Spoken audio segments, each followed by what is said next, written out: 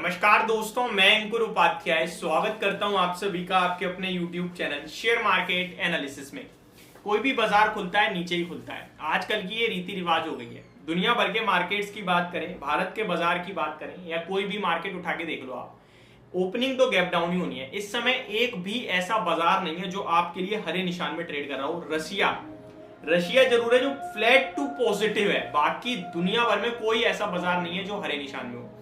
अब ये सब हो क्यों रहा है? ये सब हो रहा है इन्फ्लेशन, महंगाई की वजह से। कल जेरोम पॉवेल साहब जो कि फेड चेयरमैन है, उनकी तरफ से एक कमेंट्री आई जो मैं आपके साथ ऑलरेडी डिस्कस कर चुका हूं, रिपीट करना चाहूंगा। उन्होंने कहा इन्फ्लेशन इज टू हाई, यानी इन्फ्लेशन अभी बहुत महंगा है। इसको कम करने के लिए we have to slow down economy, यानी महंगाई घटाने के लिए वो अपनी इकोनॉमी गिराने के लिए तैयार है। और ये करना पड़ेगा। ये दुनिया कर रही है, वो नहीं तैयार है, ये दुनिया कर रही है। ये जो रेट हाइक की साइकिल होती है ना, ये रेट हाइक होता ही इसलिए ताकि इकोनॉमी स्लो डाउन हो। स्लो डाउन होगी तो ऑब्वियस सी बात है मार्केट में चीजों की डिमांड कम हो रही है। डिमांड कम होने से क्या होता है? इकोनॉमी स्लो डाउन होती है। इससे क्या होता है? कंट्री की ग्रोथ स्लो होती है, कंपनियों की कमाई घट जाती है, तब जाके इन्फ्लेशन नीचे आता है। ये अमेरिका करने में लगा पड़ा है और भारत भी तैयार है इसके लिए। लेकिन भारत का इन्फ्लेशन रेट काबू में आ गया है। जो हमारा लक्ष्य रहता है ऑलमोस्ट वही है। हालांकि आरबीआई गवर्नर साहब जी कहते हैं हमारा 4% का लक्ष्य है, बट मेरे को लगता है भारत एज अ जो इंडियन इकोनॉमी है, एग्रीकल्चरल इंडियन इकोनॉमी को देखा जाए तो 4% इन्फ्लेशन कम हो जाएगा। देखिए, दोनों चीजों की आपको पता होनी चाहिए चीजें। आपकी जनरल नॉलेज के लिए मैं बताता हूँ, इन्फ्लेशन 4% पे आने पे हम लोगों के लिए तो बहुत अच्छा हो जाएगा, क्योंकि हमें घर में बहुत सस्ती चीजें मिलेंगी। लेकिन वो किसान जो उगा रहा है उसके लिए तो सोचो, वो इतना सस्ता बेचेगा, उसकी मेहनत, उसका पैसा बचेगा ही नहीं ना, तो उसके लिए दिक्कत है। तो मेरे को लगता है जो इंडियन इकोनॉमी है ना, उसमें 5% का इन्फ्लेशन इज टोटली बेस्ट, कोई दिक्कत नहीं है, उसको भी फायदा और हम लोग भी एज अ कंज्यूमर 5% तक महंगाई झेलते हैं। असली महंगाई कहां पे है? स्कूलों में है, हॉस्पिटलों में है, वो तो हम लोग झेल रहे हैं। हमें दाल, चीनी और सब्जी ये सस्ती चाहिए बस। इसका इन्फ्लेशन देखते हैं हम, वो 5% पे भी ठीक है। असली महंगाई तो पढ़ाई और हॉस्पिटल में है, जो काउंट ही नहीं होती, कपड़ों में है जो काउंट ही नहीं होती, लाइफ स्टाइल में जो काउंट ही नहीं होती। खाने पीने पे आप महसूस करोगे कि खर्चा कुछ नहीं बढ़ा, थोड़ा बहुत बढ़ा है, जो आप इजिली कंफर्टेबली झेल सकते हो। अब सवाल क्या उठता है? अब सवाल ये उठता है कि आरबीआई गवर्नर शक्तिकांत दास जी ने भी कल क्या कहा।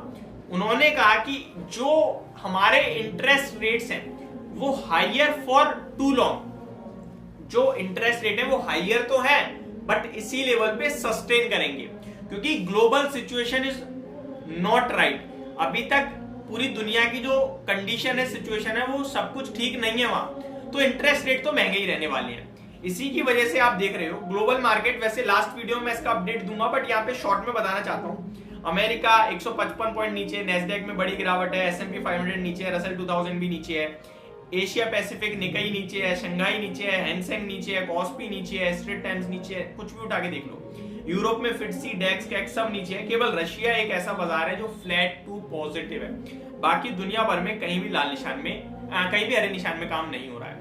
अब स्टॉक स्पेसिफिक आ जाते हैं। देखिए, स्टॉक्स में एक स्टॉक है जिसपे काफी सारे कमेंट्स आए हैं, वो है एनएमडीसी की। भाई एनएमडीसी क्यों गिर गया?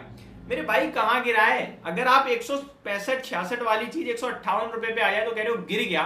सिंगल डे की गिरावट में इतने कमेंट्स कर दिए, तो मेरे को लगता है फिर तो आप शेयर बाजार से आउट हो जाओ, वो बेटर है आपके लिए। मतलब आप चाहते हो सिर्फ चीज यूं ही हो, अरे भैया एरोप्लेन भी जाने के बाद लैंड करता है नीचे, समझ रहे हो बात को? ऐसा थोड़ी उड़ता ही चला जाएगा कोई। ये शेयर आपके लिए बीते 3 महीने की बात कर लूं मैं अगर, तो अगस्त में 111 का था, अभी 158 रुपए का है, 42% भागा है। 42% 2 महीने में भागा है शेयर।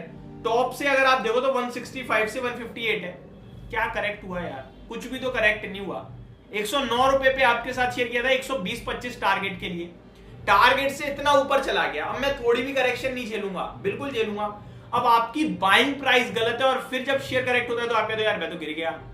आरबीएनएल 200 रुपए पे लोग लेके बैठे हैं, 170-80 पे है, वो तो कह देंगे गिर गया। अरे उससे पूछो यार जिसने 6 महीने पहले 30 रुपए पे खरीदा है, 6 गुना पैसा बना लिया। तो आपकी खरीदारी का भाव भी बहुत इंपॉर्टेंट है। पूरे शेयर बाजार में हर शेयर 2 चीज पे चल रहा है, नोटिस करना है इस बात को। एक कंपनी के फाइनेंशियल और दूसरा वैल्यूएशन। अगर दोनों में किसी भी चीज में मिसमैच हो गया ना, आपका पैसा नहीं बनने का। लंबे समय में तो बन जाएगा, लेकिन शॉर्ट में जो परेशानी पैनिक झेलना पड़ेगा वो कोई और नहीं झेलेगा, आप ही झेलने पड़ेंगे आपको ही।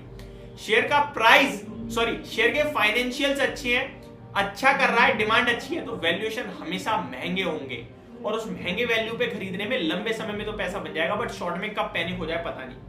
IRCTC, डीमार्ट 300 के पी तक गए थे, लेकिन उस समय किसी ने खरीद लिया, आज तक पैसा नहीं बना, आगे चल के बन जाएगा। वैल्यूएशन बहुत इंपॉर्टेंट है।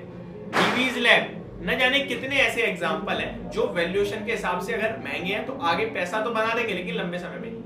जो वैल्यूएशन के हिसाब से सस्ते हैं वो शॉर्ट में बड़ी परेशानी देते हैं, लेकिन लॉन्ग टर्म में बड़ा पैसा बना देंगे। ये सारी चीजें बहुत इंपॉर्टेंट होती हैं। होप आपको पूरी वीडियो समझ में आई होगी। Thank you so much for watching this video. Have a great day guys.